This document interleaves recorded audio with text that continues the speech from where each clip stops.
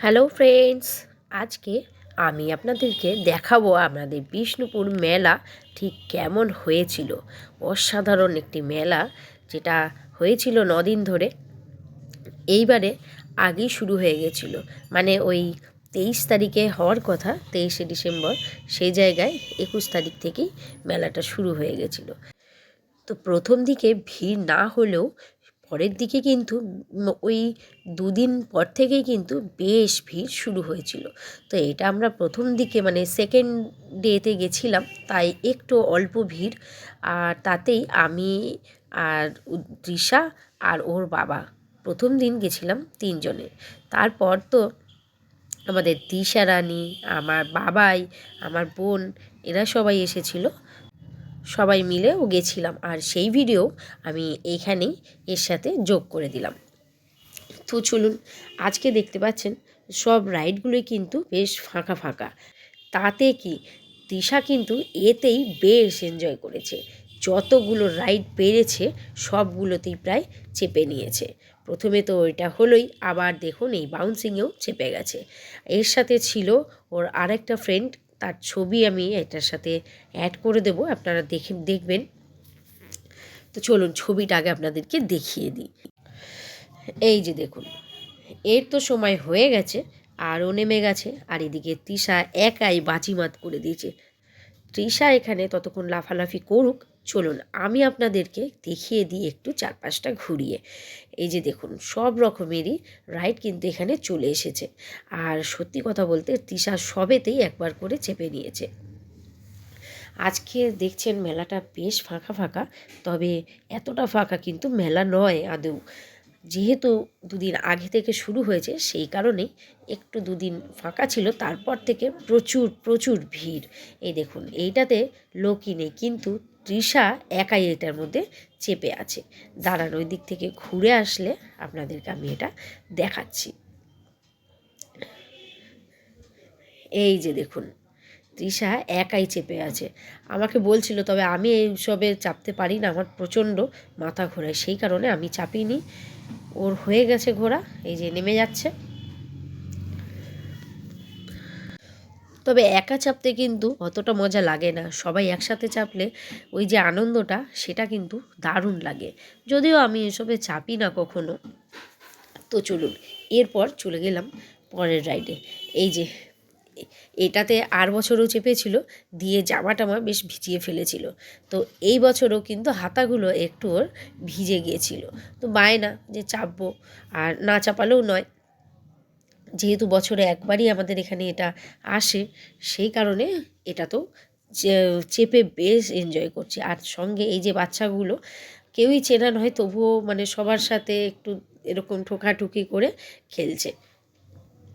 আর আমরা তো এখানেই দাঁড়িয়ে আছি, ও একটা করে চাপছে, আর আমি আর ওর বাপি ওই সামনেটায় দাঁড়িয়ে আছি। এই বিষ্ণুপুর মেলার সময় বিভিন্ন জায়গা থেকে অনেক অনেক দোকান আসে, বেশ ভালো ভালো। মানে মেলা মানেই তো বাইরে থেকে দোকান আসবেই, তবে এইখানে সত্যি খুব ভালো লাগে। মেলার কদিন যেন বাড়িতে মনই বসে না। আর তারপর স্টেজগুলোতে প্রোগ্রাম হয়, নতুন নতুন খাবারের দোকান, তারপর আমাদের এই বিষ্ণুপুরের ঐতিহ্য যেসব কুটির শিল্পগুলো রয়েছে সেইগুলোর সমস্ত দোকান, মানে অসাধারণ লাগে সত্যি কথা বলতে। তারপর এই সব দোকানগুলো দেখুন, হরেক মাল 40 টাকা, কোথাও হরেক মাল 25 টাকা, এই রকম। কিন্তু জিনিসগুলো কিন্তু ভালো ভালো পাওয়া যায় জানেন।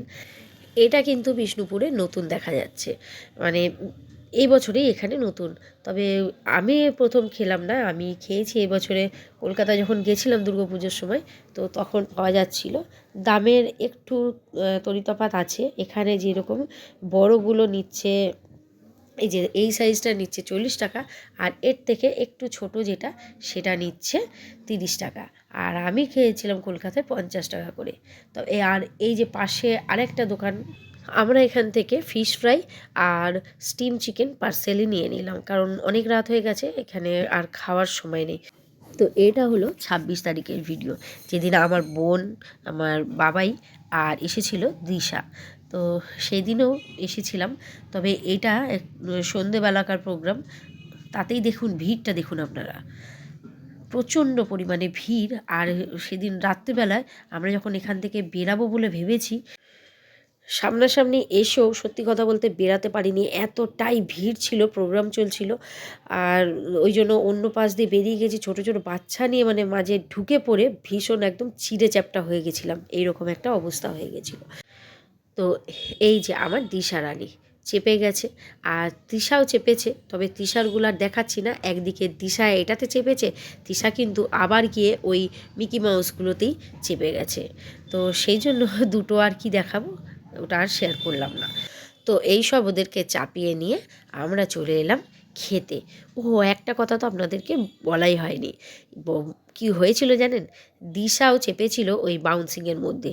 ও তো ভীষণ ভয় পেয়ে গেছে, ও গিয়ে ওইখানে শুয়ে পড়েছে, বলছে আমি চাপবো না। মানে ওর থেকে ছোট বাচ্চাও কিন্তু চাপছে, কিন্তু এতটা ভয় পাচ্ছিল তার জন্য ও কিন্তু আর চাপেনি। তারপর আবার এইখানে এই যে এই রাইডটার মধ্যেও দিশাকে চাপানো হলো। তৃষা আর এটাতে চাপতে চায়নি। এরপর বাবু বলছে, বাবু মানে আমার ছেলে বাবাই বলছে যে এইগুলো দেখুন, এগুলো কিন্তু লটারি, এগুলো সমস্ত লটারি। তবে সব জিনিসগুলো দেখাচ্ছে, পাওয়া যাচ্ছে না কিছুই। ওই 20-25 টাকার করে টিকিটগুলোকে কেটে তারপরে ছোট্ট একটা চিরুনি, একটা ছোট্ট 1 টাকা দামের শ্যাম্পু, এই রকম আর কি। কিন্তু বড় বড়গুলো ওই সাজানোই আছে, একেবারেই যে কেউ পাচ্ছে না সেটাও নয়, মাঝে মধ্যে একজন একজন কিন্তু পেয়েও যাচ্ছে, সেটা খুব কম। তো বাবু এটা বেলুনগুলো ফাটাতে খুব ভালোবাসে, তাই এখানে চলে এসেছে বেলুন ফাটাতে।